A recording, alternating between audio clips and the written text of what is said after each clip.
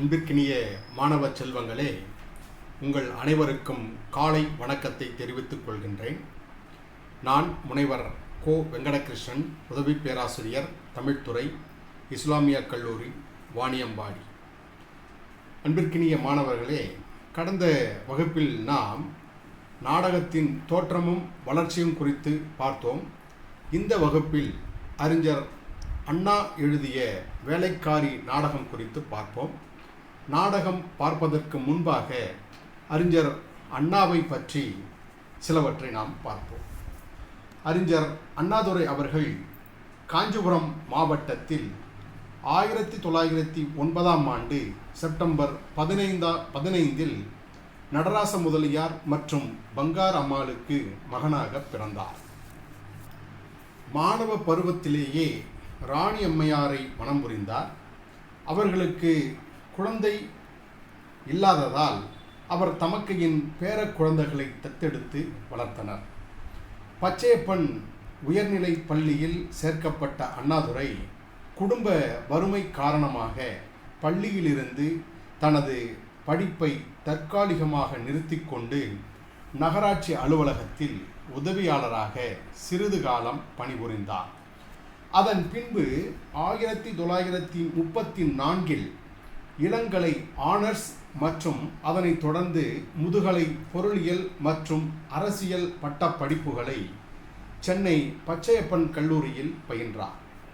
பின்பு பச்சையப்பன் உயர்நிலைப் பள்ளியில் ஆங்கில ஆசிரியராக பணியாற்றினார். ஆசிரிய பணியை இடைநிறுத்தி பத்திரிகை துறையிலும் அரசியலிலும் ஈடுபாடு கொண்டார். அறிஞர் அண்ணா அவர்கள் சிறந்த பேச்சாளர். தமிழிலும் ஆங்கிலத்திலும் சிறப்பாக சொற்பொழிவாற்றவும் எழுதவும் வல்லவர். இவர் பல முற்போக்கு சீர்திருத்த நாடகங்களையும் எழுதியிருக்கின்றார். அவற்றுள் சிலவற்றை இயக்கி இருக்கின்றார், சிலவற்றுள் நடித்தும் இருக்கின்றார். தமிழ் திரைப்படங்களுக்கு கதை வசனம் எழுதியவரும் தன்னுடைய திராவிட சீர்திருத்த கருத்துக்களை அதன் மூலம் முதலாக பரப்பியவரும் இவரே. நடுத்தர வர்க்க நெசவாளர் குடும்பத்தில் பிறந்தவரான அண்ணாதுரை தன் ஆரம்பகால வாழ்க்கையை பள்ளி ஆசிரியராக துவங்கியவர். சென்னை ராஜதானியில் தன் அரசியல் ஈடுபாட்டினை முதலில் பத்திரிகையாளராக, பத்திரிகை ஆசிரியராக வெளிப்படுத்தினார். அறிஞர் அண்ணாவிற்கு பெரியாருடனான தொடர்பு ஏற்பட்டது. பெரியாரின் கொள்கைகளால் ஈர்க்கப்பட்டு நீதி கட்சியில் சேர்ந்தார். பின்னர் பெரியாருடன் திராவிட கழகத்தில் இணைந்து மூட நம்பிக்கைகளுக்கு எதிரான பகுத்தறிவு கருத்துக்களையும் சமூக சீர்திருத்த கருத்துக்களையும் பரப்புவதில் முன்னின்று ஈடுபட்டார். பெரியாரின் தனி திராவிட நாடு கொள்கையின் காரணமாகவும் தன்னை விட வயதில் இளையவரான மணியம்மையாரை பெரியார் மனம் புரிந்து கொண்டமையினால் கருத்து வேறுபாடு கொண்டு திராவிடக் கழகத்தின் முக்கிய உறுப்பினர் பலருடன் 1949இல் பெரியாரை விட்டு விலகி திராவிட முன்னேற்ற கழகம் என்ற புதிய இயக்கம் ஒன்றை நிறுவினார். அறிஞர் அண்ணா அவர்களுடைய இலக்கிய பங்களிப்புகள் குறித்து நாம் பார்ப்போம். அண்ணாதுரை மிக சிறந்த தமிழ் சொற்பொழிவாளரும் மேடை பேச்சாளரும் ஆவார். தமிழில் சிலேடையாக அடுக்கு மொழிகளுடன் மிக நாகரிகமான முறையில் அனைவரையும் கவர்கின்ற வகையில் தனிக்குரல் வளத்துடன் பேசும் திறன் பெற்றவர், எழுத்தாற்றலும் பெற்றவர்.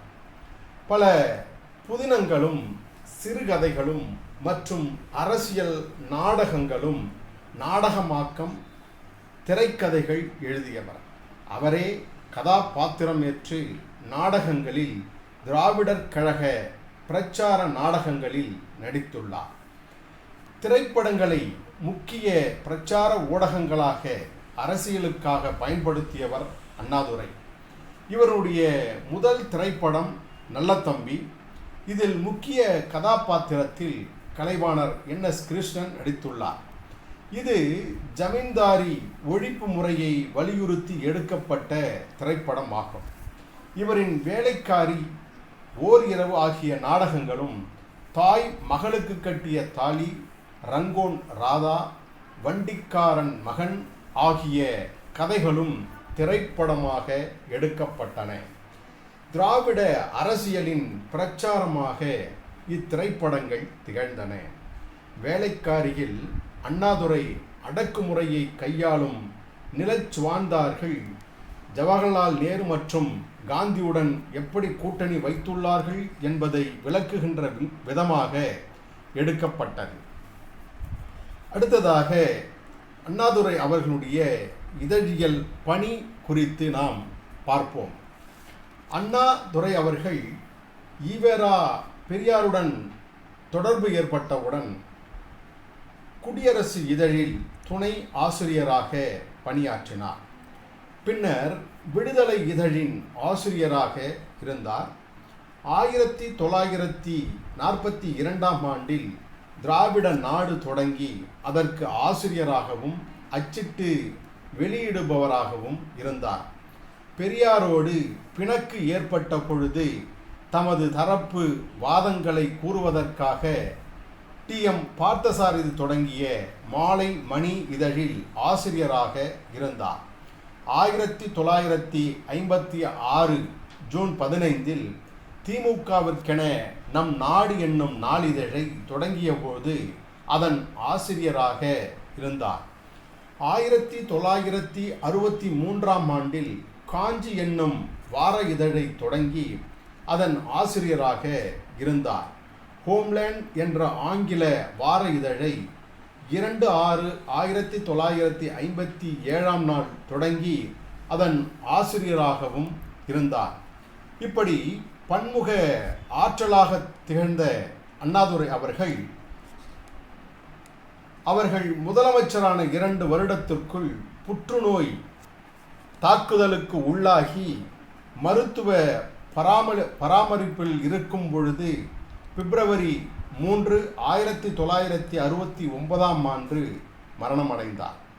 அவர் புகையிலையை உட்கொள்ளும் பழக்கம் உடையவராததால் இந்நோய் தீவிரமடைந்து மரணம் அடைந்தார். அவரின் இறுதி மரியாதையில் பெருந்திரளான மக்கள் கலந்து கொண்டனர். இந்நிகழ்வு கின்னஸ் உலக புத்தகத்தில் இடம்பெற்றுள்ளது.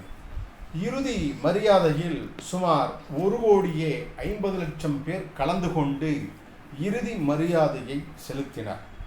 இவரின் உடல் சென்னை மெரினா கடற்கரையில் அடக்கம் செய்யப்பட்டது. இவரின் நினைவை போற்றும் வகையில் இவ்விடம் அண்ணா சதுக்கம் என்ற பெயரில் பொதுமக்கள் அஞ்சலி செலுத்தும் வகையில் அமைக்கப்பட்டுள்ளது. அன்பிற்கினிய மாணவர்களே, இதுகாரும் அறிஞர் அண்ணாவை பற்றிய சில குறிப்புகளை நாம் பார்த்தோம்.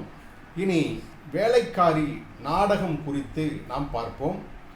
இந்த வேலைக்காரி நாடகத்தில் இடம் பெற்றிருக்கின்ற கதாபாத்திரங்கள் யார் யார் என்று பார்ப்போம்.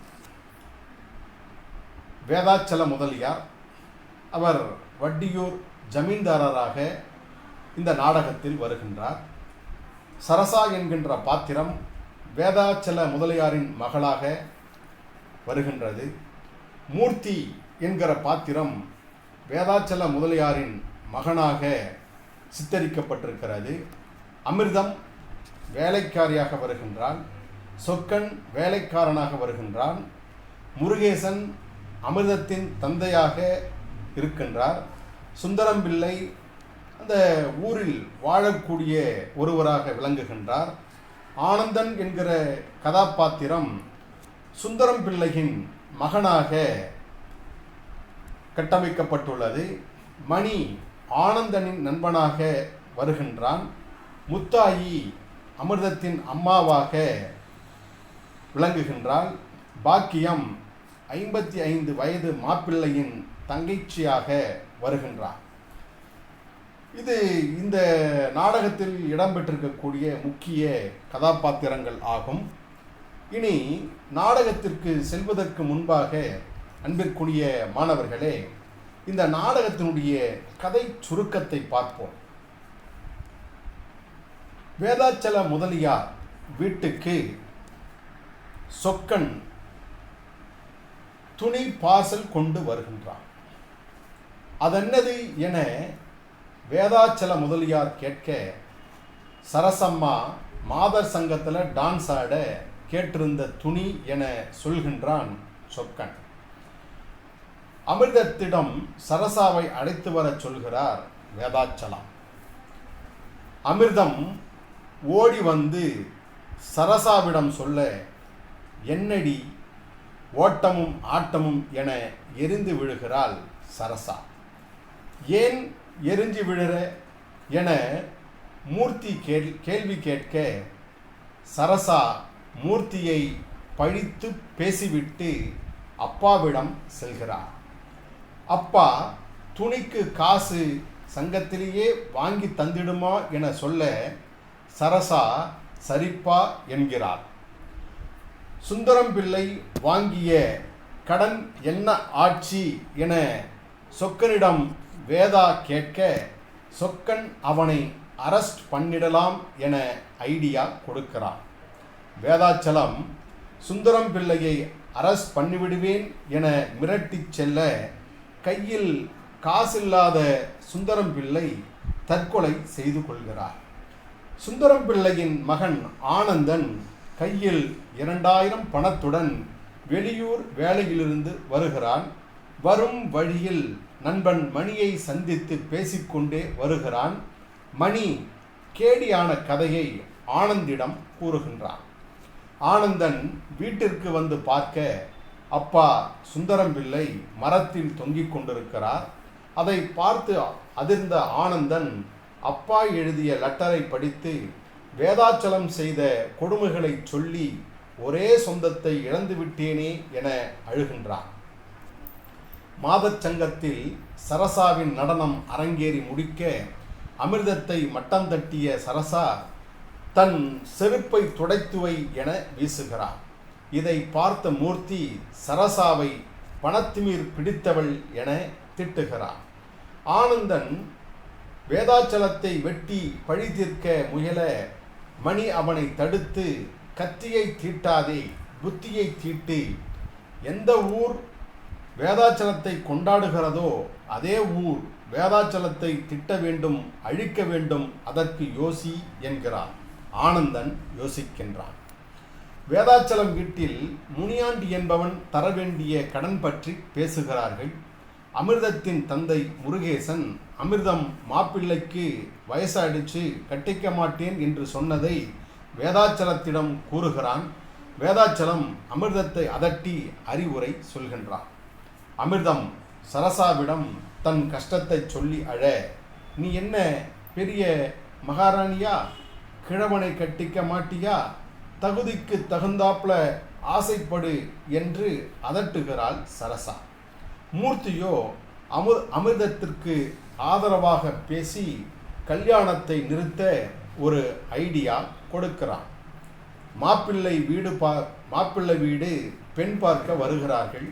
அமிர்தத்தை தனியே அழைத்து மாப்பிள்ளை தங்கச்சி தனியாக பேச, அமிர்தத்தின் முட்டாங்கண்ணையும் தெத்துப்பள்ளையும் பார்த்து பயந்து அமிர்தத்தின் அம்மாவோடு சண்டை போட்டு பெண் வேண்டாமென கிளம்புகிறார்கள்.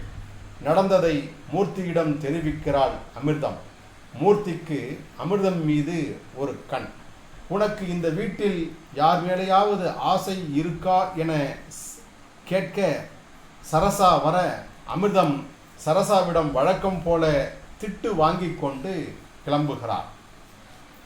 மணி கடன் கொடுத்தவரிடம் காசு வாங்கவில்லை என காளி கோயிலில் அடித்து சத்தியம் செய்கிறான். ஆனந்தன் அதிர்கிறான். கடன் கொடுத்தவன் ஆனந்தனை மானக்கேடா திட்ட வேலை போக தற்கொலை முயற்சிக்கு போகிறான் ஆனந்தன்.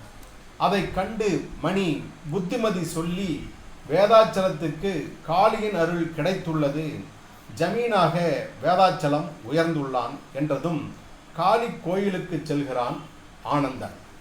காளியிடம் நீதி கேட்டு காளியை அசிங்கப்படுத்துகிறான் ஆனந்தன். காளியை அவமானப்படுத்துகிறான். அவனை ஊர் துரத்துகிறது. வழியில் மணி மீது மோத இருவரும் ஒரு இடத்தில் ஒளிய அந்த இடத்தில் ஆனந்தனை போன்றவனின் பிணம் கிடக்கிறது. அவனுடைய டைரியை படித்து பார்த்து பரமானந்தன் தான் இறந்தவனின் பெயர். அவனுக்கு தாய் மட்டுமே, தாய்க்கு கண்ணு தெரியாது என்ற தகவல்களை தெரிந்ததும் ஆள் மாறாட்டத்திற்கு ஐடியா கொடுக்கிறான் மணி. பரமானந்தன் 10 வருடங்களுக்கு முன்பு வீட்டிலிருந்து கிளம்பி லண்டன், பாரிஸ் என சுற்றியவன்.